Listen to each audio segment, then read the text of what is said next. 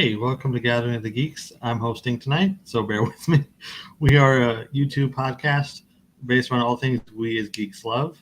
Hashtag we gather on Sundays. I'm your host, Chris. Tonight, Emmet is not here. Like I said in the tweet, he's auditioning for Tom Hanks' role in the remake of what is it called? Sleepless in Seattle? Is that what it's called, Zeddy? Yep. Yeah, he's busy auditioning. He's in Seattle, I hear, looking at the scenery. So. Or if you read the description, he's joined Robin Hood's Merry Men. We really don't know where Emmet is. But I got Zeddy with me. Both. Yeah. How are you doing? I'm doing good. Happy to be here. You know, a different outlook than hanging in the chat with all these wonderful people here. But I'm happy to fill in and talk to you. Yeah, doing good. Cool. So before we get started, I have a question. I recently discovered this on Instagram. Okay. There's people take pictures of cats, or they create pictures of cats in human settings and doing human things. I think I love it. Have you seen this? I have. You know, it's just when you didn't think social media could get any more innovative, I guess. Mm-hmm. You know, there you go. I mean, after all, you know, now we have threads now on social media. So, you know, there is that thing which you can find both of us on. Both of us plugged there. Actually, that's a good discussion first before we get to everything. How do you feel about threads? I'm still trying to figure out what threads is exactly. I mean, I think the overall basis of it is I think it's supposed to be like a more friendlier version of Twitter, I guess is what I guess what the consensus is. But it, you know, I like it. I mean, like I don't think a lot of people are on it yet. I think everybody's still trying to discover it, and a lot of people seem to be joining it. But yeah, I haven't had any issues with it. It's funny that it's the app that's known to try to destroy Twitter, yet Twitter is almost seemingly destroying itself anyway. So I just think that that's kind of funny. Yeah, it's kind of imploding, but it's been okay. Yeah. I think the last few days. I like Threads, but it's so bare bones. It's kind of difficult to dedicate time to it. But I have been switching back and forth. I like the way it works. It's basically Twitter. Yeah, I mean it's really similar, so that's helpful. I think that Hive, if we're talking alternatives, Hive is still the most Twitter-like, just because it already comes with all the bells and whistles. But I think Threads will get there. I'm liking it so far. I can see it using it as like a secondary thing. Yeah, I agree with that. We got a bunch of people in the comments already. Andrew is here. I think he had to step out though, but hey, Andrew. Eric's here with us. We got Grabs. Cookie's here. We got Phil. How's everybody doing tonight? Hey, guys. And who else likes hipster cats? Yeah. Oh, my. Grab says, what's it called? You're the self-proclaimed rom-com master. Yes, that is correct. But I've not seen Sleepless in Seattle, so to my credit. Really? You've never seen it? No, I've never seen it. Okay. It's on the list. Good old Hank's Meg Ryan for you. Okay. If Emmet gets the role, I'll watch his version. I'll watch the Emmet version. I somehow seemingly can see Emmet in that role, but also cannot see him in that role. So all the more power to you, Emmet. Sleepless in Seattle, the Emmet cut. I'm in. Yeah. Speaking of director's cut, Chris, not to jump too far ahead, but with the impending news of a certain return in a comic book movie, I did happen to watch the director's cut of a movie of said cameo that is going to be in Deadpool 3. I imagine I'm referring to Daredevil, the director's cut. Okay, because you just confused the hell out of me. Just yes. I'm talking about the news where it's on a Hollywood Reporter. It's Jennifer Garner is going to be in Deadpool 3, and so that kind of sparked me to put the director's cut of Daredevil on. Is that something that you've seen in recent memory? It is, and that's a great segue. So, was this your first time watching director's cut? No, I've seen it before. It was just the sparking the interest. Gotcha. Of, why not? I haven't seen it in a while. I kind of like it. So I do like it. I think I like the standard version of it too, the theatrical cut. So I like that one, but I think that the director's cut adds a little bit more, and it gives it kind of a different flavor. They're two different films in a way, because the director's cut is a lot slower in pace. There's a little bit more to it. I don't know if you feel that way too. Yeah, no, I think it definitely adds to it for sure. Absolutely. Oh God. Grab his coaching. Emmet says it like it is. None of this read between the line stuff. Get with it, Zeddy. Jeez, I must have kicked a soccer ball at Grabs and not knowing it because all these shots tonight are killing me, Grabs. Oh, And we just started. Grabs is nothing going to but get love you. here. Jeez, wow. I forgot. Yeah, I forgot to warn you about that. It is what it is. But it kind of makes sense though too with the soccer ball, since you are the Nate to my Ted Lasso. Just say I am Coach Nate. Yeah, I forgot to insert Emmett's line in there. Splendid. Yes, splendid. So, do you prefer? Oh, there's Emmett. Boycott Zeddy. Do you prefer the director's cut of Daredevil? Yeah, I do. I do prefer the director's cut of Daredevil. I also prefer boycott hashtags, but take of that for what you will. Yeah. Mm-hmm. That's fair. How about you? How about you? Which cut do you prefer? I think I prefer the theatrical just because it's an easier watch. I think you could throw it on. It's what, barely 2 hours, if that. And I don't really like. I enjoy the extra stuff, but it's kind of like I don't know. You have to have the time to dedicate to the director's cut version. Although I think it is the better one. Sometimes I just rather put on theatrical. I mean, either way, both versions feel very 2000s. You know, they do. The way you look at it. So, yeah. Yeah. Yes, Grabs. There's the theatrical cut, which was released in theaters, of course, and then they put out the director's cut. I want to say it was like a couple of years later. The main differences are some of the scenes are in different orders. So you have one of the biggest example is the scene with the kid where he says, "I'm not the bad guy." It takes place in a different part of the movie. It's actually more fitting. It also adds the Coolio subplot back in. I can't think off the top of my head the other big differences or stuff that actually matters. Yeah. But yeah, it's worth watching. I think if you like the original. If you don't like the original, it's not going to help you. I agree with that. And I'm getting the length for it now. Yeah, I want to say it's probably close to 2.5 hours. I would imagine, maybe. Close to it. I think you're right. I'm making sure. Yeah. Oh, actually, it's so the theatrical is 143. Yeah. The director's cut is 133. Okay. So just a little. No, I'm sorry. Theatrical is 1 hour and 43 minutes. So whatever that takes out to, and the director's cut is 133 minutes long. Just a little under 2 hours. Yeah, that's fair. That's about right too, I would say. Yeah. Did they call Elektra because that was not better? No, I don't think there's any saving the Elektra film. Although I don't remember if it was filmed or not, but there was a Matt Murdock cameo in it, and I would love to see that even today, just to see what it was. Hey, Nico. What's up, Nico? Yeah, no. I have a feeling that the Daredevil fix will be corrected next year, but that's neither here nor there. We'll see. I mean, I think it'd be really cool if Disney and Marvel could just be quiet for a little bit.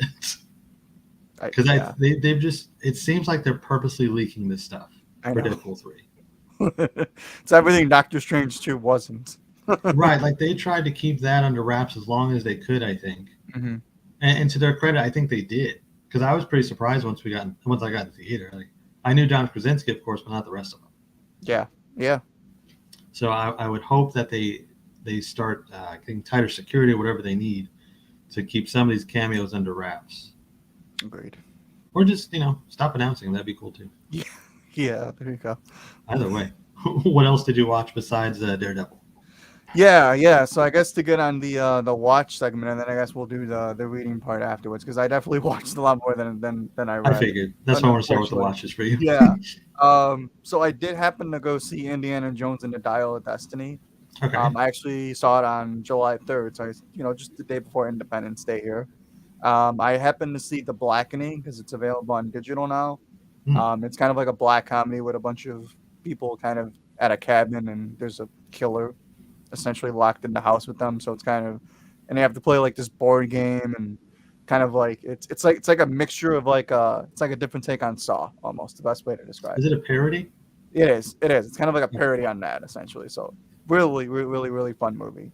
I put out a tweet about how it's interesting how Rebecca Ferguson goes from Dune or Mission Impossible to Dune. just arguably like one of the standout parts of both of them. And I got so many tweets about watching this show called Silo on Apple TV, I've heard about Silo. and I actually and it's incredible. Like I actually watch it, and everybody's right. So I did watch Silo. Um, I did, of course, see My Adventures with Superman. I know you did too. I'm sure we'll Mm. talk about that. Looking forward to That's that one. Yeah. on Adult Swim and Max. I was gonna say HBO Max. Now it's Max. Of course, the latest episode of Star Trek: Strange New Worlds. And I'm currently watching this show with Idris Elba called Hijack on Is that Apple also on TV. Apple? Yeah. It is on Apple TV, How you so liking that? it's good. It's good. You know what? That actually feels very reminiscent of like an early 2000s thriller, just like the way that it's kind of paced and it's filmed. But it's I'm digging it actually. You know, it's got Idris Elba in it too, and he's always seemingly great in most of the stuff that he's in. I don't think I've seen But a yeah, bad performance from him. Even in Ghost Rider, he's not bad. yeah, yeah. So definitely. I think you would like it. Definitely check it out. It's kind of interesting if you like. Hijack and Silo are both on my list, but I got consumed by Black Mirror this week, which I'll get to. Oh, I wow. want to talk about Indiana Jones. Let's dial it back, if you will. What did you think about that? And are you an Indiana Jones fan? I don't think we've ever crossed this bridge. Yeah. I am an Indiana Jones fan just because Steven Spielberg's one of my all-time greatest filmmakers. So a lot of those movies are very like close to my heart because it is Spielberg, and I just remember being fascinated by the theme park ride back when I was a little kid at Mhm. Universal Studios when they had that. So that was really cool. It's interesting too because I wanted to follow up with a question too because it's another nostalgia trip of of a action pioneer hero coming back to Hollywood to say a bit ado, and we've kind of said hello again to quite a few of them, Mhm. in recent years, right? Toby and Andrew, Michael Keaton, Tom Cruise with Maverick. So it's Ghostbusters. Ghostbusters. So it was interesting that let's try to do it with Indiana Jones, right, and Harrison Ford. The movie itself I thought was fine though. Like to me, like it's not the best Indiana Jones movie, but I also don't think it's the worst. I definitely think it could have been a lot better. Probably should have. But I think in the end, it is a wonderful kind of bit ado to Indiana Jones. I think the third act of the movie is the best part of it. I wish the other two acts were stronger. Unfortunately, but I think it's one of the reasons it's an 80-year-old Harrison Ford is Indiana Jones. So you're gonna kind of get what you get, unfortunately, on that one. But I definitely don't agree with all the hate that the movie get. It just happens to be. I think the movie came a few years too late, and I Mhm. think that I think James Mangold did the best that he could. I just think that it's kind of all that it boils down to. It's just, it's a weird to get the demographic involved too. Right? I think it was a movie that was always skewed towards people that loved Indiana Jones, Mhm. and because I know Crystal Skull came out in I think it was like 2008, but it's not like you're bringing a new generation of people into that. So I think it was just for the people that were always fans of Indiana Jones. So I yeah. think that's kind of an issue that we're having now because I don't want to get into the Flash stuff, but Yeah, yeah, I think the issue is when you try to cater too much just one group, you're going to have this happen. And yeah, with Indiana Jones, I agree with you. They tried to cater to that nostalgia, and it just didn't hit as much. And I saw a tweet that actually kind of resonated with me. It said that Phoebe Waller Bridges, that's her name, right? yes, yeah, Okay. They suggest that she was not the one to bring the younger people to a theater. They suggested like someone like Florence Pugh. And I can tell you from my own experience, if Florence Pugh was in Dial of Destiny, I would have been there day one. I think she's one of the best actresses working today. I And agree. I think that just nostalgia in general, it's time to salute it and say goodbye. Hmm. That's really what the where I'm at with it, except for Deadpool 3 because I got to have Wolverine. I know, but Yeah, still, yeah, leave me alone. But yeah, yeah, I think that's the problem with Indiana Jones. They just did not cater to everyone. They wanted that one base, and they figured, okay, well, they're going to bring all their friends. Clearly, they hmm, didn't. And if yeah. I'm not mistaken, Kingdom of the Crystal Skull actually did better at the box office. So far, yeah. Hmm. And another thing about that is it had Shia LaBeouf, who at the time was huge. Yeah. Hmm. Yeah, he was. He was coming off Transformers, and I mean that too. The Phoebe Waller Bridge take. I'm in agreement with you on it. And if everybody wants to, as a selfless plug, I was on the Nerd Room where myself and Ian and Tim actually had a conversation on it because Ian and I were in agreement that in Phoebe Waller-Bridge, while we don't have any grievances with her as an actress, her as the character in the movie was actually our least favorite part of the movie.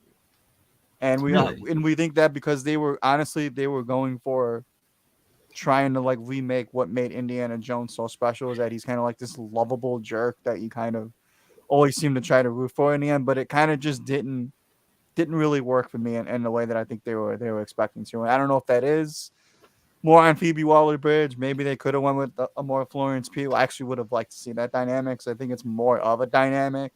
I Just think it because would she's have been. younger, like just she's quite younger than Harrison Ford. So I would have liked to see like an even younger person try to kind of be with Harrison Ford, in that role. But you know what? It is what it is, to be quite honest. And I've seen a lot of Indiana Jones fans love it, which is cool with me. Exactly. You know, Exactly. anytime a project like this comes out, I hope somebody loves it, and I'm glad that there are people who do, even if it's not for me. I haven't seen it. I might see it on Disney Plus, but I am also not a big Indiana Jones person. I've seen the first one, I've seen the last one, and I've rode the ride. So if that counts for anything. Yeah. No, yeah, I mean, like I said, I think the technical aspects of Indiana Jones, at least what James Mangold did, is actually what I appreciated the most. Like, I love the production design of it. I like that, they did the best that they could with de-aging him. Yeah, I had no issues with that, looks actually. great in trailers. Yeah. And then I like the sound design too in the movie, like the way that, if you watch it in like IMAX or Dolby, it's Mhm. like, the way that like a gunshot fires in the movie, that sounds pretty cool. The way that the whip sounds when he's in the movie, that sounded really cool too. So it's more like the technical aspects of Indiana Jones were the best parts for me. The way that they Bill, try to bring it in there. Bill says, time to bring down the curtain on the nostalgia craze. After Deadpool 3, I completely I agree. was gonna say probably one more year to go. Give me Deadpool 3, then we're done. I Yeah. promise. Okay, Yeah. so, but you liked it overall. I liked it overall. Okay, Didn't hate it. Didn't hate it. okay, That's I'm glad though. Yeah. that's fair. I didn't watch any movies this week. I was sucked into Black Mirror, and I did try Nice. watching The Witcher. Um, Okay. Oh, I I forgot. like Yeah. The Witcher TV series. I do. I Hmm. love Henry Cavill. You know that. I think he's Yep. great in The Witcher, but it seems like when you sit down to watch The Witcher, you have to have notes, like some kind of encyclopedia to reference who every character is, what they've done, what they're going to do, because it's Hmm. just such a complicated series. Maybe that's just me and what I get out of it. But I watched the premiere, and I want to say for 30 minutes of the hour premiere, I was trying to remember who is this? What are they doing? Yeah. Why are these characters here? Hmm. Did you watch any of The Witcher this season? I honestly I saw the first season and I just couldn't understand what exactly it Okay. is or was trying to be. And like you, I love Henry Cavill. Like I mean, so it was kind of weird that like it's for whatever reason I just couldn't get invested in it. And it's honestly a shame because I would have loved to have gotten invested in another fantasy adventure Mm-hmm. like that. But Well, just not for me. That's all. that's fair. I enjoy it, but like I said, it's hard to watch it. It just I feel like I need some kind of constant reference guide to it. They even show a recap before the season starts, and I'm so confused after the recap. So I will finish the season eventually. It's only part one of this season. I think the rest of it hits July 27th, so I've got some time. I could even just watch the one season straight through. I might do that, um, but anyway, Black Mirror. I don't know how I've missed this show. I remember I watched the Star Trek inspired episode, Hmm. I want to say a couple years ago when it was Okay. still kind of new. And I thought that was great. But this week I watched four other different episodes, and they're just so interesting. And every episode is something different, of course.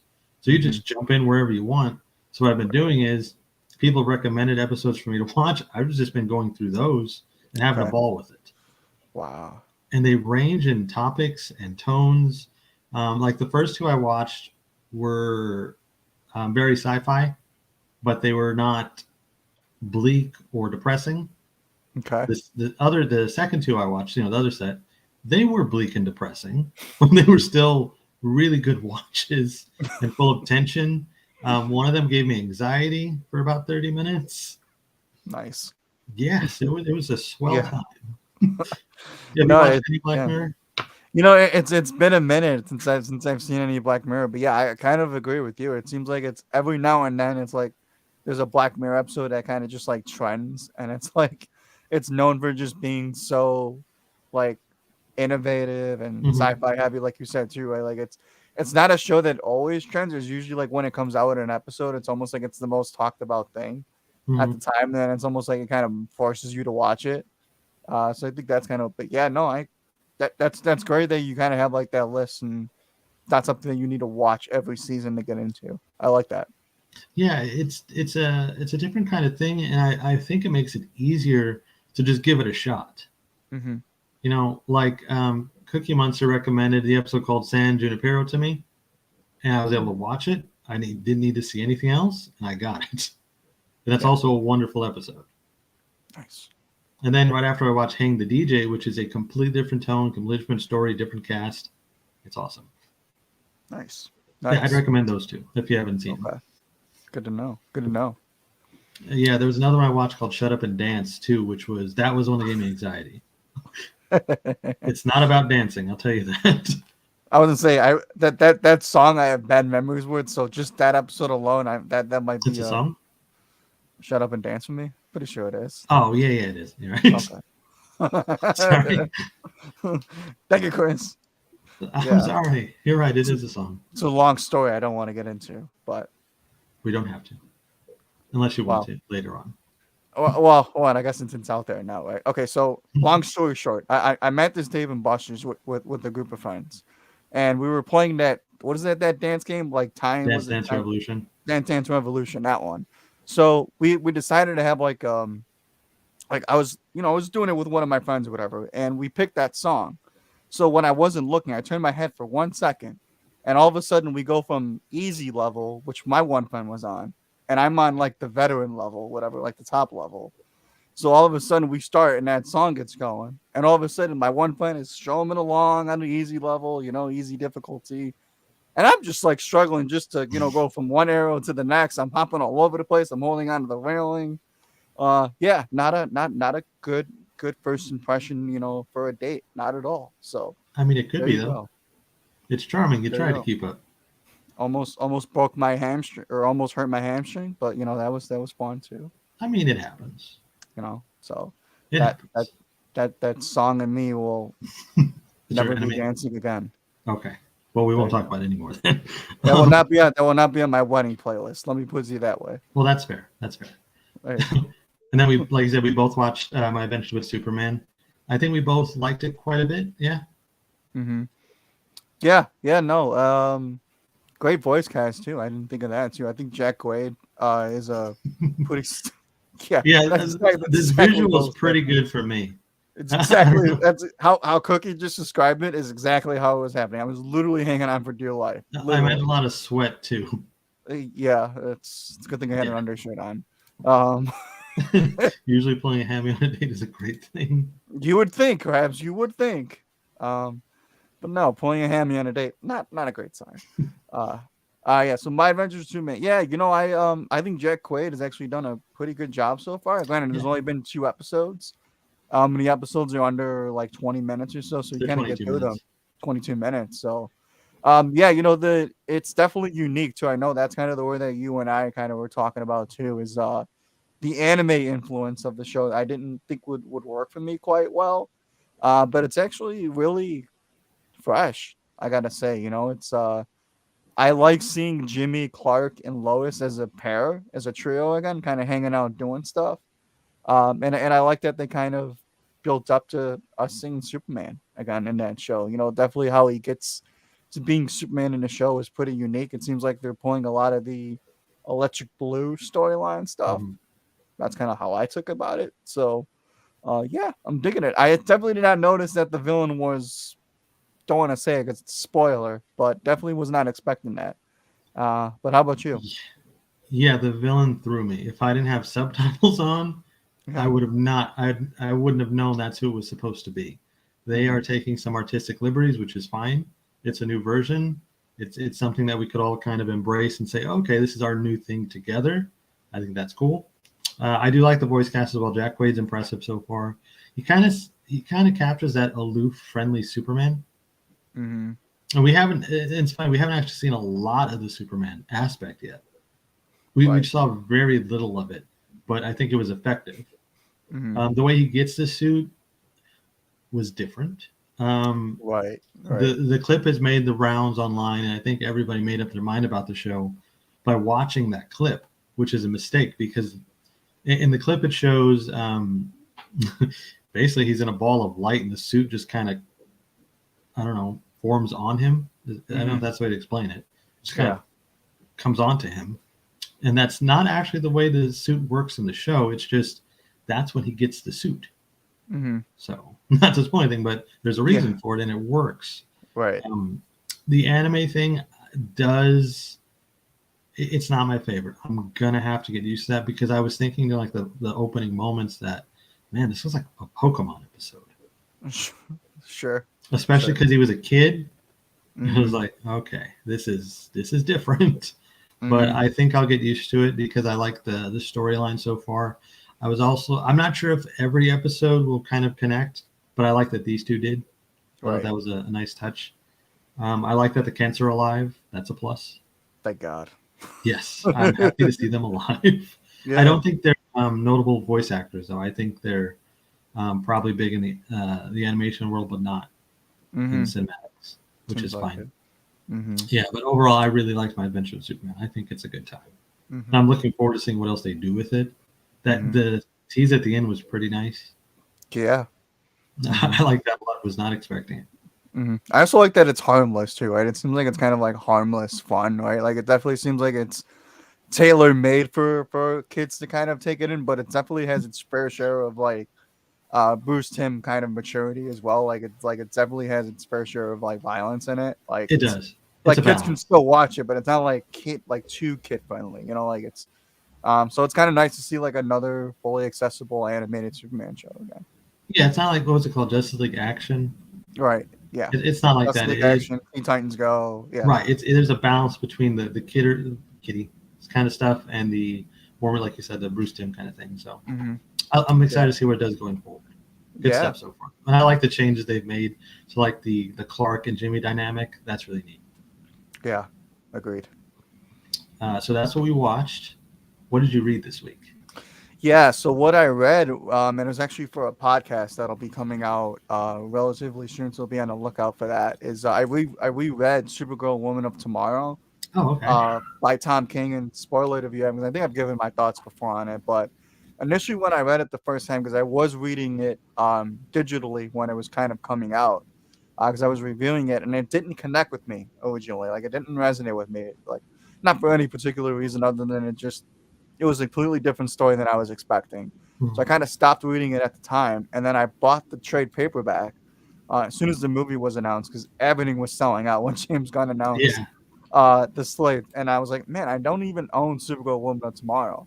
So I was actually lucky enough to get the trade paperback, and I reread all of it, and now it's one of my most favorite pieces of literature I think I've read in the last Hmm. few years. So What quite stands out quite about it fond to of you? it. I love that it's essentially a hero's journey for Supergirl.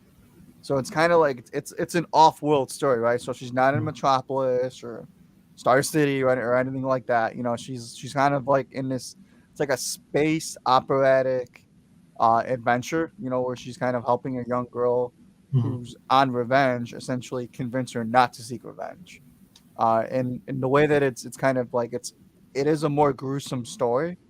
Don't get me wrong, but I like that all the qualities of who makes Supergirl who she is are still there. It sounds just like hero's journey to getting there. And I like that it's a story about Supergirl, but she's kind of in like the background almost for a part of it. And it's a story about somebody else, but Supergirl is still an ongoing presence throughout the story. So I can kind of almost see why James Gunn picked that story to be the blueprint for the movie. But I definitely, yeah, I think it's a great, great story. Probably one of Tom King's best works for me in recent memory. Yeah, Eric says, that's "I love exactly it. what it She is. bounces from planet to planet." It is. Think of like Solo, a Star Wars story. Okay. That's kind of like how I approached it. I've been meaning to read it, but I just haven't yet. I will. Hmm. It's on the list. Yeah, no, I think you would. Do you like Tom? You like Tom King, right? I You like like Tom Tom King. King. Yeah, I like his work. Yeah, I think that yeah. he tells really good stories in the long form too, which I assume That is what this is. that's exactly what it is too. It's you kind of he makes you earn the payoff essentially by the end, right? So as long as you can keep up with it. I mean, I still think it's paced pretty well too. Like it's not a really a story King is that usually kind of pretty good with that. that makes me lose any interest. It's just like when you want to see Supergirl being Supergirl, she comes at those right moments, I would say. But just be aware that it's not like full blown Supergirl in Metropolis fighting Livewire or anything I like might that. like that better. It's not that. Grab says everyone falling in love with the book after the movie was announced gives me pause. I generally like King, but I haven't read it yet. Yeah, I've kind of noticed that too, which I don't know. I think it's a good thing because people are giving the book a shot and they're finding out, hey, I do like this. And I'm sure there's people who don't also, but a lot of these, we read comics. There's so many comics per week, per month. Stuff gets lost in the shuffle where you say, okay, well, I'll read that in trade. You never do. I've done that several times. And there's a lot of series I've started and not finished because I just Yeah, don't keep track of it. yeah. So I think if people are finding this book after Gunn talks about it, so be it. It's cool. Superman I, Space Age was another one because that was coming out like bi-monthly, so I was that's almost one I meant to forgetting do that. in trade, but I Yeah, still haven't. I think it's on DC Infinite though. I think so too. Yeah, it's been out for a The while. big question: has Sasha read Supergirl as Zeddy? I actually gave it to her to read, and she loves it. Emmett's gonna kill us for that reference. She I'm is she enjoying is the woman of tomorrow, after all. So I'm enjoying have King back to back writing Batman. Uh, Grab says The Vision is my favorite King book, followed by Mr. Miracle. those are both fantastic, by the way. Isn't Yeah, Nico really big on one of these? I think it's The Vision, right? yeah. He loves both of them. Both of them are terrific. If you haven't read either of them, uh, definitely Vision for sure. That one packs a punch, man. Yeah. I think King is just a really good writer. When we talk Mm-hmm. about great writers right now, I think he's always going to be the conversation. Mm-hmm. And it's not Yeah. just one character that he writes a lot of characters really well. And it's his pacing too, because like I'm a big Scott Snyder fan, but it's hard Mm-hmm. to read his books monthly. Yeah. Where King, I don't get that problem with. I could read his books monthly, and I'm fine with it. Snyder just is. I can't do it with him. Yeah, I think it's a testament too because he's in the DC writers room, so that should speak to a testament Oh of, yeah, that is I true. guess, just how much Gunn just admires him as, I guess, as an influence in a writers room too. Must have So liked his work on New Gods too. The movie yeah, they worked on. that's another one too. Was Yeah, Supergirl the only thing you read? yeah, it was the only thing that I reread, but yeah, so I know Okay. it just seems because there's more that I want to get into, but time. And spoilers, I think. It's time and spoilers. There you go. They're a bad Yeah, combination. they But I'll are. get How into about you? DC. I'll get into DC stuff I read in a minute. I want to mention this. It's a book called Swan Songs. It's Swan Songs. It's the first issue. I had to pull up the cover to remember the writer. It's W. Maxwell Prince. So this is a unique book. Okay. It's about the end of the world. This particular issue is the end of the world, and it's a son and his mom who is in the hospital. I think she's near death anyway, and they have a doomsday clock in front of them. The whole world is watching a doomsday clock, and this kid, without giving anything away, his purpose in the book is to do something for his mom just to make her more comfortable. And the city has gone to crap; it's being torn to shreds, and he puts in his mind, "I have to do this for my mom." It's actually a beautiful story. Now, Sounds from our really good. understanding, every issue of this is going to be something different, but Mhm. this is a outstanding first issue. Have you heard of it at all? No, but it actually sounds like a story I would really, really, really like. So wow, okay. Where could I find that, or is that just like you got to buy it, uh, trade wise? Is it No, you can available buy it. digitally? Yeah, Okay, but you can get it anywhere. cool, cool. Emmett sent it to me. He was really big on it, and I'm glad I sat down to read it. I think Yeah. it's one of those indie comics that'll stick with me when we start Okay. talking about like our favorites at the end of the year, because I think Mhm. it's just really special. And I don't even love the art, but it's fine. Like, sometimes the art will immediately turn me off of a book Oh yeah. if I don't like it. This one, I just kind of went through it. Gotcha. It was just a solid read. I couldn't put it down. Would you say it's like The Last of Us? Like, does it have like that No, kind no, of no, like influence? And all? Okay, no. cool. I don't know what I would compare it to because, like I said, it's pretty unique. Okay. I don't want to say it's like a mother-son story, but it kind of is like the love of your mother kind of thing. But it kind of is. Okay. Yeah, that It's definitely it's pretty heartfelt. sounds like something I would like. Yeah. Yeah, give it a shot. It's pretty good. Grab said, I started reading Morrison's Animal Man run after a long pause, hoping it starts picking up steam. For me, as I'm not loving it yet and want to so badly. That's always the worst. Yeah, I was gonna say. And Morrison for me is so hit or miss. Mm-hmm. Do you like Grant Morrison stuff? I like his I should say I love his Batman and Robin run. Okay, So that there's that. Obviously also Superman. It's one right. of my all-time favorite I think stories. he writes Yeah. Superman better than Batman, which I know is a hot take. No, I mean that's interesting, right? Because I think it's the best version of Damian, but it happens to be with Dick Grayson. It's not with Bruce Wayne. Right. Uh, but Superman, I mean, also Superman, I think is one of the greatest comics ever written. So I guess yeah, I don't think you're far off with that. No, I would say that he probably writes Superman probably the best, He or does one really of the well. best. Yeah. You know, when I think of Grant Morrison's Batman, I know he wrote the Batman and Robin book, which was great. I love, he brought me Damian, so I'm happy. But I always think of Clown at Midnight, and that is just one of my least favorite books in the world, I think. Mm-hmm. Yeah, didn't he do he didn't do Tower of Babel, right? Is that Grant Morrison too? Is that Grant? I don't think that's Grant Morrison. Maybe it I don't is. think so either. We have the internets. We should check. Yeah. Grabs bought Morrison's run to get the context for Lemire's run. Okay, that makes sense. There you go. Oh no, it's Mark Waid. My bad. Yeah, I was thinking it was Mark Waid. My bad. Yeah, I was saying. I Yeah. think that's Morrison, but Close enough. Close enough. gotcha. The other thing I read some DC stuff too. I said I wasn't going to. I was like, nope, not doing it. But I read it. I read Night Terrors. Have you heard anything about this event yet? No, but I'm curious now. Tell me. Okay. Tell me more. So, Night Terrors takes place. All the Justice League is together, of course, and a villain essentially just puts them to sleep and terrorizes them. Wow. Okay. The entire world is asleep while this villain is terrorizing, and it's so cool. Deadman is one of the only characters who is available to help because he's not part of this world. So it's a really interesting dynamic. The art is beautiful. It's by Joshua Williamson, who I feel like is doing everything in DC all at once. Yeah. He is DC. Him and Tom King are DC Comics at the moment. Yeah. But it's just so fun, and the way the characters are written is incredibly fitting. Like the first time you see Batman, he's like crouched over something, and it looks like a creature. It's like, that's Batman. That's awesome.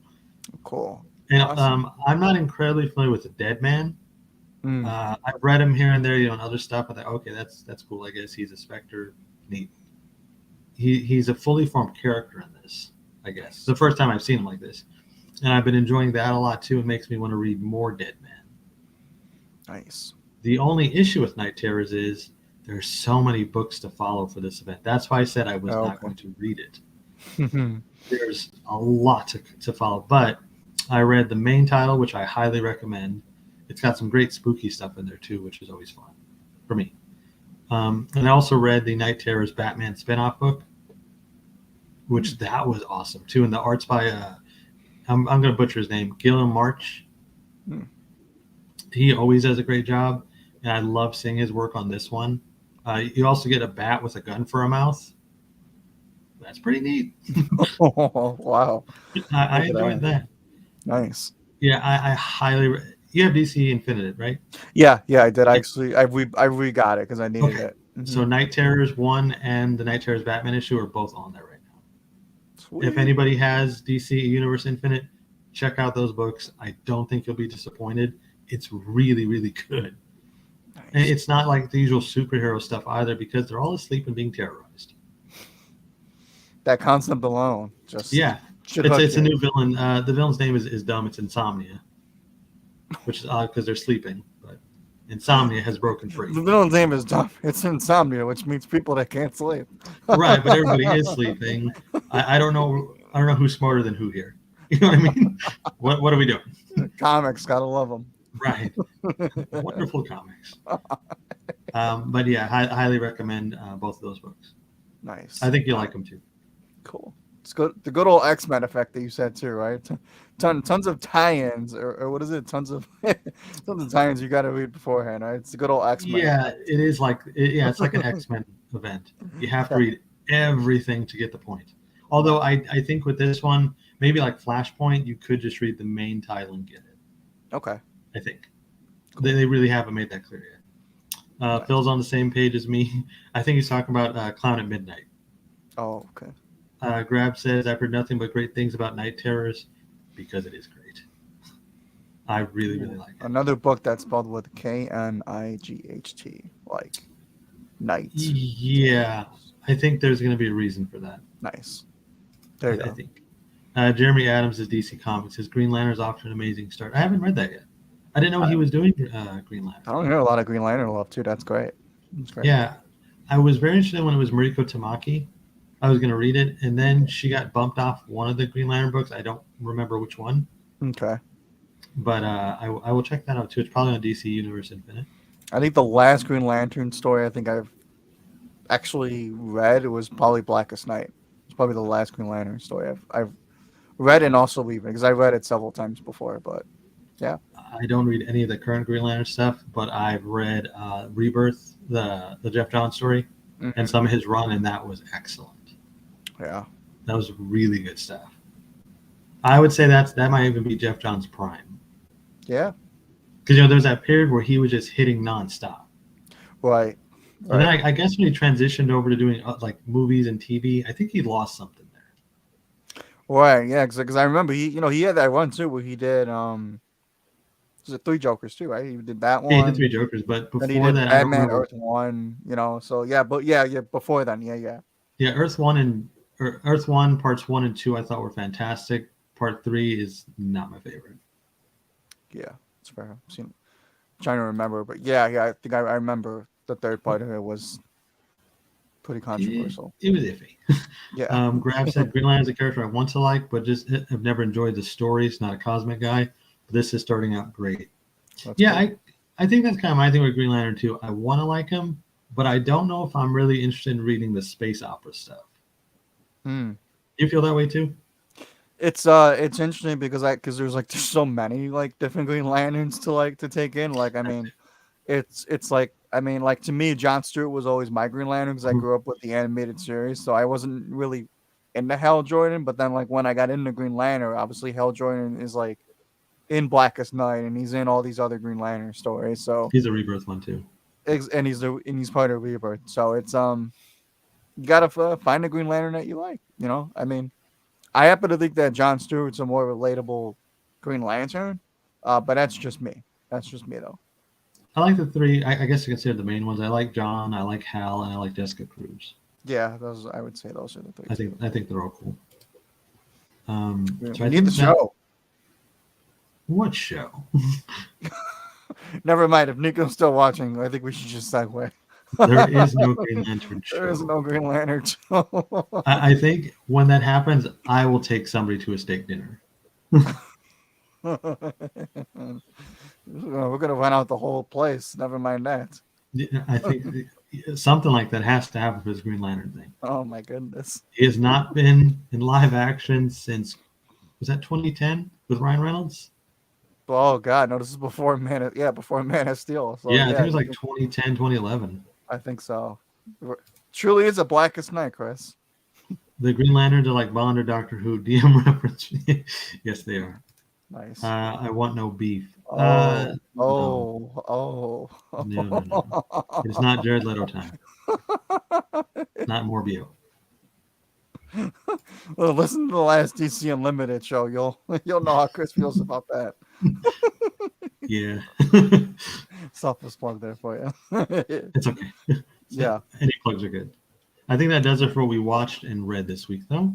So we have a main topic. I'm going to play the thing.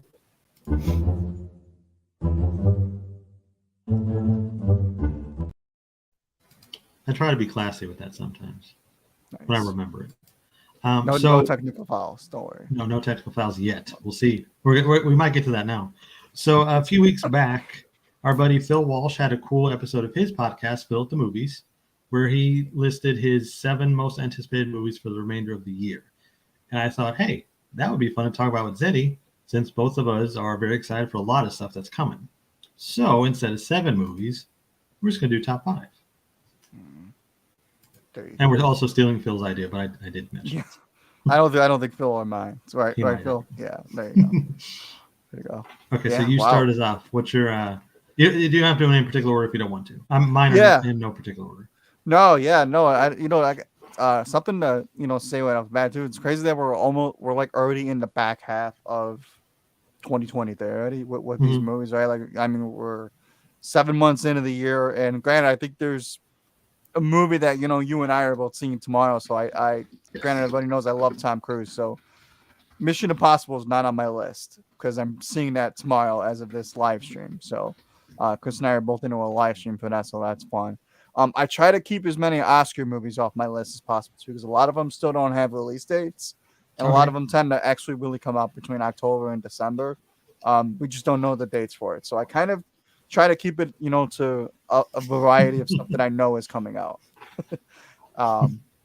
So that being said, I guess I will just start off with number 5, and then it's actually Teenage Mutant Ninja Turtles: Mutant Mayhem. My man. Which is a movie that's coming out in August. I've heard nothing but great things about it. I know a few industry pundits that I follow that have seen it, and they said it's incredible. A lot of them are saying it's like a return to form for Ninja Turtles, so that's really awesome. I'm just excited to see another Ninja Turtles movie on the big screen, and hopefully it's great. So that's my number 5. Any thoughts on that one, Chris? That is actually on my list as well. I am really excited for the Teenage Mutant Ninja Turtle movie. I was a huge Ninja Turtle fan as a kid. I grew up with it and the old cartoon and the movies. I adored the Ninja Turtles. I haven't really seen much of the newer series. I've tried here and there, but it is not something I keep up with. But I've seen all the recent movies and whatnot, and those were all varying degrees of good and decent, I think. Nice. But this one, like you said, I've heard nothing but good things. I love the trailers for it. They look like so much fun. I like the designs. The animation looks cool. It's kind of like a Spider-Verse look to it, I think, as far as the design goes. I like that. Yep. Also, like an added thing for me is my daughter is very, very excited for it. Nice. So that's something that we're going to do together, and that just, to me, I think that makes it a little bit of a kind of just a bigger deal in general. Yeah, that's always the best part too, and I like that a lot of them are saying like the turtles actually being voiced by teenagers. I like that too. Yeah, they're kids. Actually makes the movie more accessible. I like that a lot too. Yeah, and I think that also allows them to grow into the roles too, because I'd imagine a sequel, if it happens, and not to get too far ahead, but if a sequel happens, they're going to age the turtles a bit. Right. Especially this movie, as far as we know, does not have a Shredder. Shredder is their main villain, so a sequel, I'm sure, would be, somewhere on the way. Agreed. What is your number 5, Chris? I don't have mine in any order. Oh, gotcha. Okay. So we'll just do you, and then I'll go with mine. Gotcha. Okay, so I mean, like, not that these are like ranked in terms of excitement level. These are kind of just how I happen to rank them. That was my number 5 too. Okay, gotcha. A number 4 that I have on my list is actually Martin Scorsese's Killers of the Flower Moon, which is obviously his latest Oscar movie. Another crime drama, kind of return to form from Martin Scorsese. Leonardo DiCaprio, Robert De Niro, can't miss, honestly. So I'm really excited for it. I know it's coming out in October in theaters, and then it's going to be on Apple TV. So definitely one of the more exciting movies I think that's coming out this year. That is one I'll watch just because it's Scorsese and Leonardo DiCaprio reteaming. Yep. That's really all I needed to sell me on that. Great trailer too, but all I needed was that. All right. So I'm definitely in for that. My next one on the list, though, is Dune 2. Dune 1 was one of the best surprises, I think, for me, because I went into it not knowing anything about Dune. I was always just told it's Star Wars, but a little bit more serious. So that's the mindset I went into it with, and I came out absolutely loving it. Wow. Yeah, that was actually what my number one was Dune Part 2. Just for everything that you said too, and with the additions of Florence Pugh, Austin Butler, Austin Butler looks incredible. Christopher Walken as the Emperor, it just seems like it's everything that you loved about the first one, and it's bigger, and it's just amped up. And it's just amped up. Yeah, so I'm really, really excited. And Denis Villeneuve too. I mean, my God, I think an IMAX is probably going to be spectacular. So I can't wait. Oh yeah, there was a question recently. If you could experience another movie in IMAX for the first time again, what would it be? I would have picked Dune. That's a tough one. Honestly, I never saw Mission Impossible: Ghost Protocol in IMAX. So if I had a chance to go back and see that one in IMAX, I'd probably choose that. That's a good one too. Yeah, that is a good one. I think all the Mission Impossibles look great in IMAX. Yeah. Let's get some of these comments before we get to the next round here. Grab doesn't know what's coming out this year. Fair. Well, that's what we're here for. Yeah, Ninja Turtles. That's all you need to know. Right. Unless they bring old Hobbs for an IDW run, I'll watch it, but not really excited for it. I think the boys will really like it. Nice. It looks like it's tailor-made for the little guys. Cookie says, Last Voyage of the Demeter. This one didn't make my list because I'm kind of iffy on it. I like the way the trailer looks, but I'm worried it's not going to kind of live up to the hype of it. And also, I hate when Dracula is just a creature. I need to see his human form. Concept looks interesting though, but I love the concept. The concept is very cool, and this movie has been stuck in development hell for so long. I'm curious what the hell it's going to look like because they've been trying to make this since like the early 2000s. Yeah. So I'm interested. Phil's top 5 are Barbie, Wonka, Poor Things, Napoleon, and Oppenheimer. Oh yeah. I think both of us have some choices in common with this. Yeah. Marty and Leo together again. They blow up a whole freaking planet. Doesn't get more serious. I know, but still, I heard it was like more serious than that because there's spice involved and there's like sandworms from Beetlejuice, but they're not from Beetlejuice. What do you need to know? They just blow up a planet. That's all. That's all you need to know. I mean, it's pretty pivotal moment. I get it. Nice. Made an already awesome cast even more epic. Oh, with Dune 2. Yes, I agree. Yeah. The Dune 2 cast is tremendous. Yep. What's the next one you got on your list, Zeddy? Yeah, so the next one is actually what was on. It was on Phil's list. I think it's on yours too. It's actually Wonka. Is it on mine? What's that? Is it on mine? I hope so. I don't know. I think it is. Maybe. Never mind. Okay, yeah, so Wonka. So it's directed by Paul King, who did the 2 Paddington movies. And it's actually, so the first Willy Wonka and the Chocolate Factory is one of my favorite movies of all time. So the fact that they're trying to remake it again for like a third time, because obviously they did the one in Charlie and the Chocolate Factory that I don't ever speak of, quite frankly. Yeah.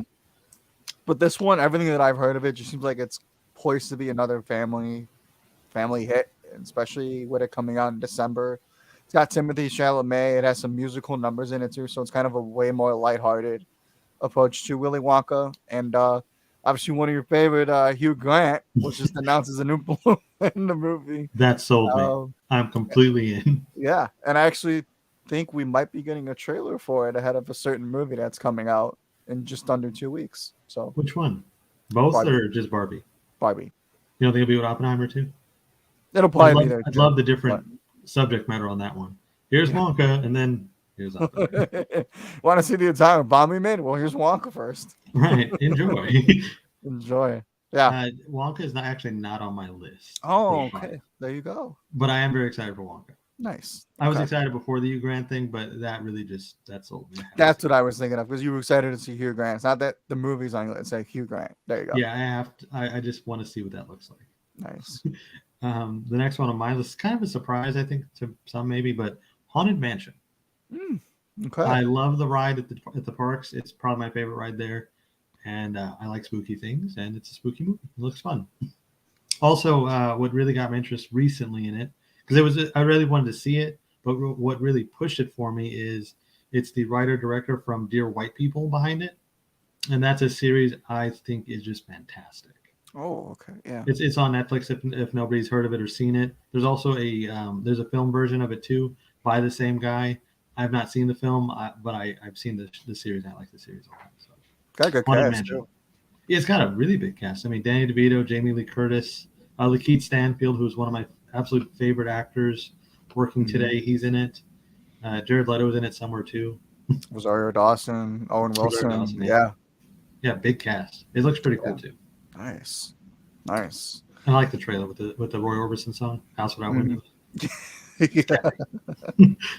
Nice. What's next on yours? Yeah, so I guess since I gave my one, actually, hopefully this is okay. If not, it is what it is, unfortunately. But I couldn't separate this one, so I had to go with my next one is Barbenheimer. So I gotta have a combination of both Barbie and Oppenheimer because they're both coming out on the same day anyway.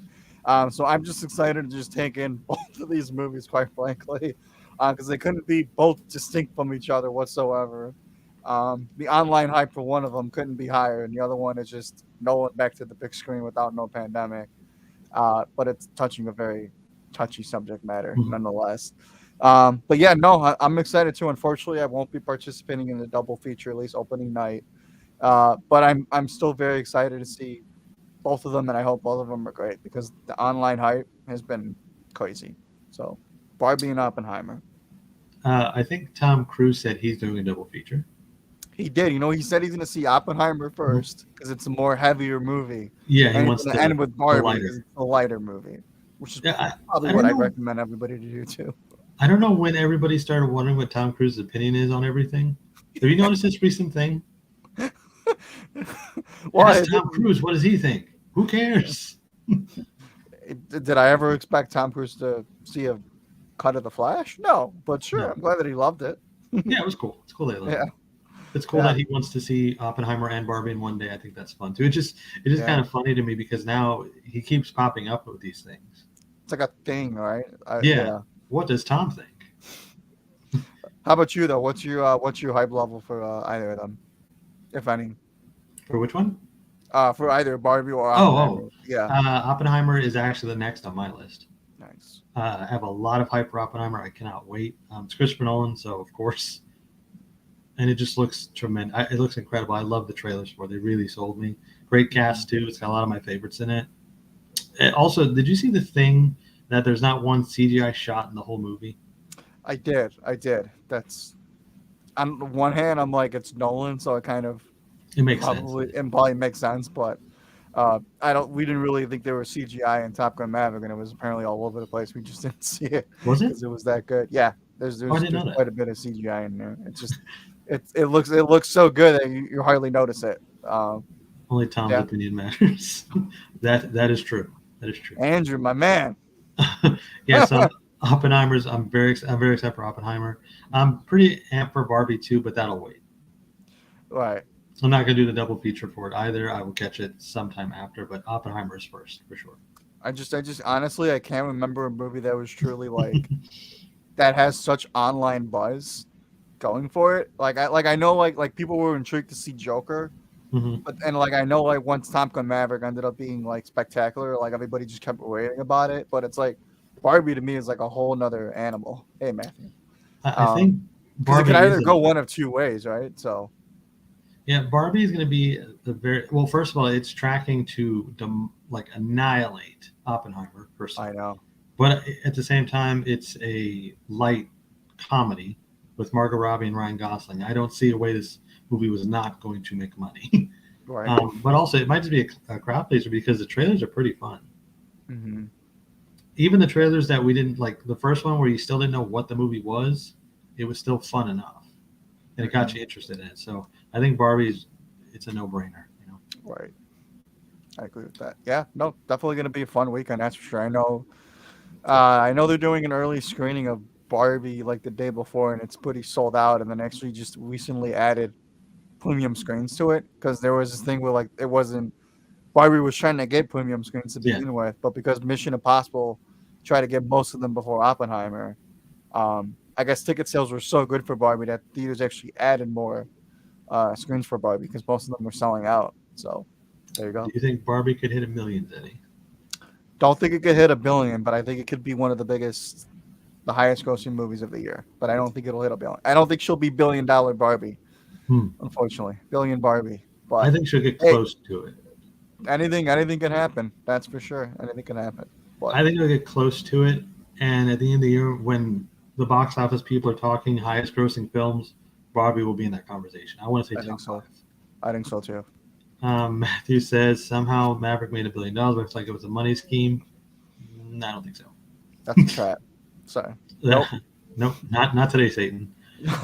Will Oppenheimer hit $1 billion? I don't think so at all. I think it's tracking too low right now from what we've seen. And the 3 hour mark plus the subject matter, I don't think so. It's also not going to be in Japan.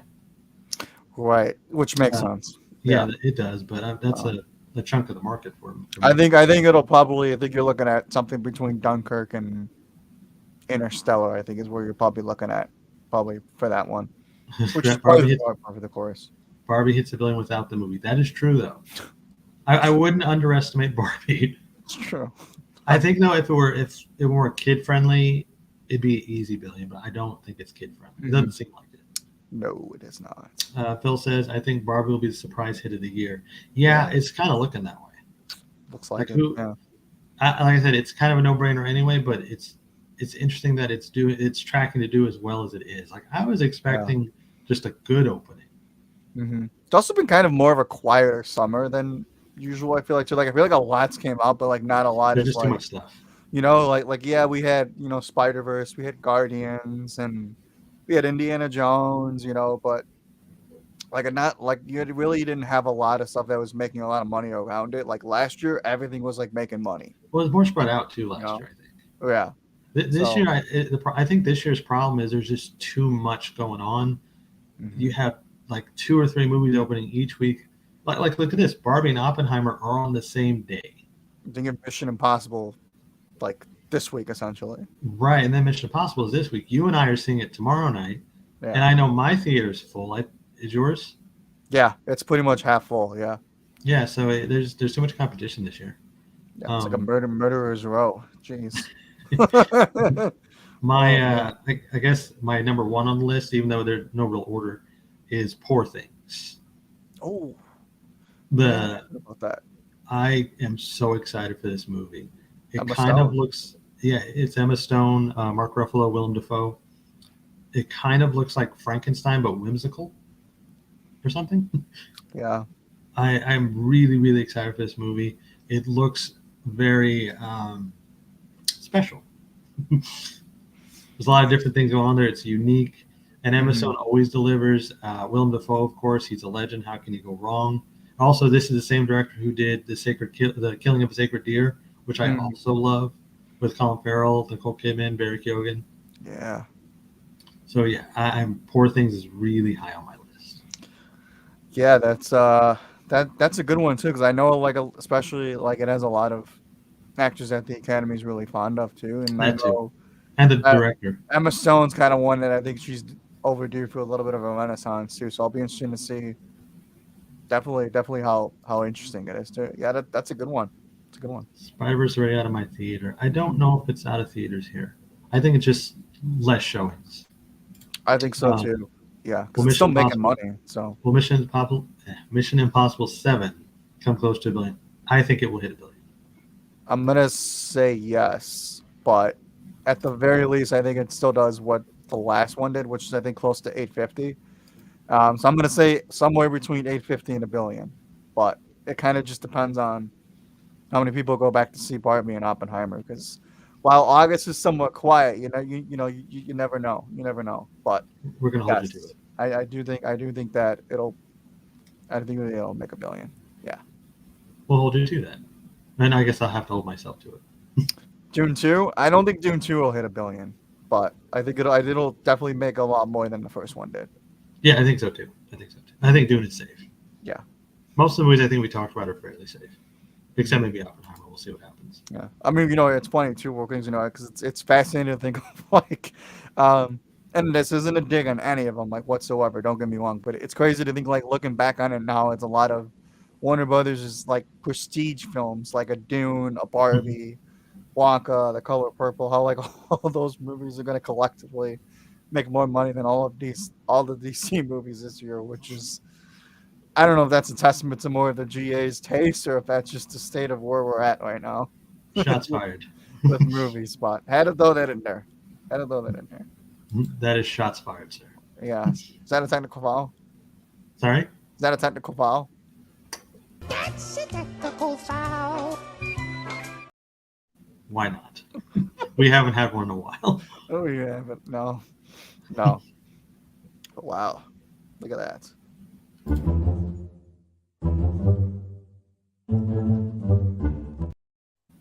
Okay. So I think that will do it for this week. Is there anything else you want to mention? No, yeah. Look, it was great to be here on you, chatting with you, Chris. You know, obviously, I like being in the comments with everybody. You know, just chatting it up on the weekly stuff. And you know, again, it is always an honor. You know, to be on this microphone anytime that I get to share my opinion on something. You know, so It's I always good to hang out. truly appreciate. Just it is an honor for me every time. So I just wanted to end with that. Yeah, this is a I blast. appreciate it. Now tell everybody where they can find you and all the great stuff you do. Yeah, no, I am on Twitter at now Threads at Nick Zednick, and you guys can find the podcast that I co-host at Vigilante1939. It's a DC, Marvel, Star Wars, pop culture leaning podcast. Be on the lookout because we come out with episodes every week, sometimes bi-weekly. So be on the lookout for all that. I want to say thank you again, Chris, and to everybody in the chat. I know Chris will read off the names, but you guys are all amazing. Thank you. I try, and I hope everybody has a great week. And I hope to talk to you guys soon. Let's say, first of all, thank you to Andrew, Eric, Grabs, Cookie, Phil, Matthew popped in with us. We had Nico for a minute. I think that was it. Thank you guys for joining us live. You can follow me on. Oh, there's Emmet. Longest show I ever. guess we got Emmet too. Yeah, we got Emmet too. He's there. Blocked. Anyway, just kidding. If you guys want to follow me, you can do so at thatchris70 on Twitter. I'd love it if you guys would follow this show at G of the Geeks. If you like the show, please give us a like and remember to subscribe. Emma's better with this stuff, so I'm doing as much as I could remember. And as always, please follow the other podcasts I do with my buddies Phil Walsh and Anthony Caruso at DC Unlimited Pod on Twitter. And I think that'll do it. Have a good week, guys. We gather on Sundays.